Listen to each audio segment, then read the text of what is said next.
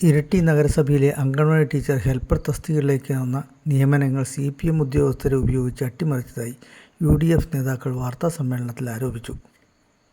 കൗൺസിലർമാരുടെ ഭാര്യമാരെയും മുൻ കൗൺസിലർമാരെയുൾപ്പെടെ പാർട്ടി ബന്ധുക്കളെയുമാണ് അന്തിമ ലിസ്റ്റിൽ ഉൾപ്പെടുത്തി മുൻഗണനാക്രമം ലംഘിച്ച് നിയമിച്ചത്.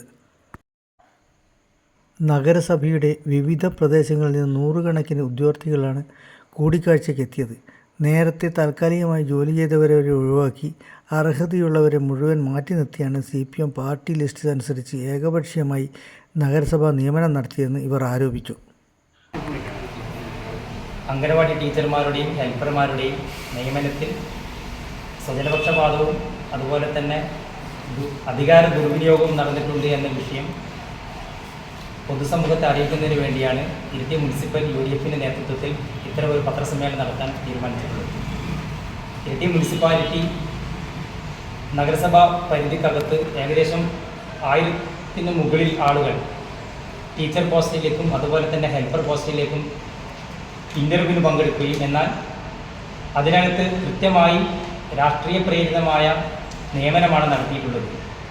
നമ്മുടെ ഇരിട്ടി മുനിസിപ്പാലിറ്റിയിലെ കൗൺസിലർമാരെയും അതുപോലെ കൗൺസിലർമാരുടെ ഭാര്യമാരെയും അവരുടെ ബന്ധുക്കളെയും മുൻ കൗൺസിലർമാരെയും CPMൻ്റെ പാർട്ടി നേതാക്കന്മാരെയും അവരുടെ ബന്ധുക്കളെയും ഉൾപ്പെടുത്തിക്കൊണ്ടുള്ള ഒരു ലിസ്റ്റാണ് ഇപ്പോൾ പ്രസിദ്ധീകരിച്ചിട്ടുള്ളത്.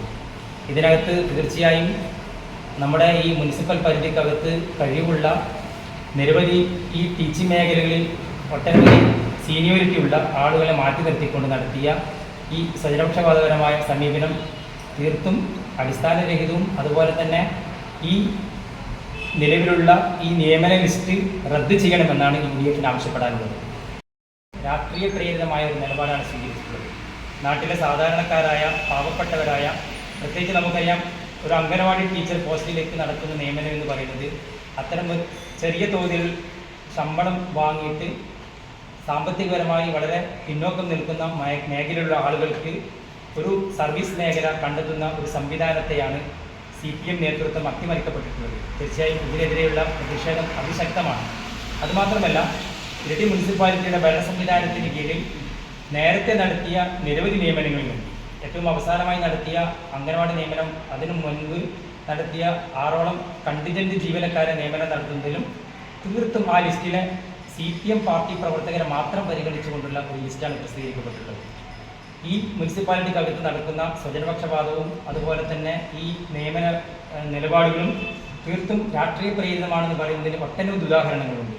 അതിനെല്ലാം പുറമെയാണ് നേരത്തെ 2022-23 വർഷത്തെ ഓഡിറ്റ് റിപ്പോർട്ടിനകത്ത് നടത്തിയ ക്രമക്കേടുകളെക്കുറിച്ച് ഓഡിറ്റ് നമ്മുടെ മുന്നിൽ വെച്ചിട്ടുള്ളത്. അതിനകത്തും CPMൻ്റെ ആളുകളും CPMൻ്റെ പ്രവർത്തകന്മാരും അവരുടെ മഹിളാ നേതാക്കന്മാരും അവരുടെ സംഘടനാ ഭാരവാഹികളും ഉൾപ്പെടെയുള്ള ആളുകളുടെ കുടുംബശ്രീ യൂണിറ്റുകൾക്ക് അനധികൃതമായി സബ്സിഡി അനുവദിക്കുകയും അത്തരം കുടുംബശ്രീ യൂണിറ്റുകൾ പ്രവർത്തിക്കുന്നില്ല എന്ന് പോലും ഓഡിറ്റുകൾ കണ്ടെത്തുകയും ചെയ്യുന്ന സാഹചര്യത്തിൽ ഈ മുനിസിപ്പാലിറ്റിക്കകത്ത് നടക്കുന്ന ഇത്തരം സ്വജനപക്ഷപാതവും അതുപോലെ തന്നെ അനധികൃതവും നിയമവിരുദ്ധവുമായ ഈ നിലപാടിനെതിരെ അതിശക്തമായ സമരപ്രക്ഷോഭ പരിപാടികളുമായി UDF മുന്നോട്ട് പോകുമെന്നാണ് പൊതുസമൂഹത്തെ അറിയിക്കുവാനുള്ളത്.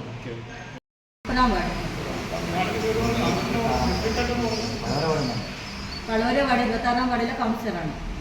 അപ്പോൾ ജയശ്രീ P. കുന്നുമ്മൽ ഹൗസ് ഇരിട്ടി വരുന്നത് നന്ദനം കൗൺസിലറെ അനിയൻ്റെ ഭാര്യയാണ്. ജലന PV കഴിഞ്ഞ 2 ടേമിലുള്ള കൗൺസിലറാണ്. പിന്നെ വീന ER മുരളീധരൻ കൗൺസിലറെ എടുക്കാനുള്ള കൗൺസിലറെ ഭാര്യയാണ്. അതേപോലെ റസീന KM എന്ന് പറയുന്ന 6ാമത്തെ ഇതിൽ വരുന്നത് അവിടെ താൽക്കാലിക ഡ്രൈവറായി വർക്ക് ചെയ്യുന്ന റാഫിയുടെ ഭാര്യയാണ്. അങ്ങനെയാണ് പല ലിസ്റ്റുകളും ഉള്ളത്. UDF നേതാക്കളായ CK Sasidharan, VP Rasheed, Sameer Punnad, PK Balkees, കോമ്പിൽ Abdul Khader എന്നിവർ പത്രസമ്മേളനത്തിൽ പങ്കെടുത്തു.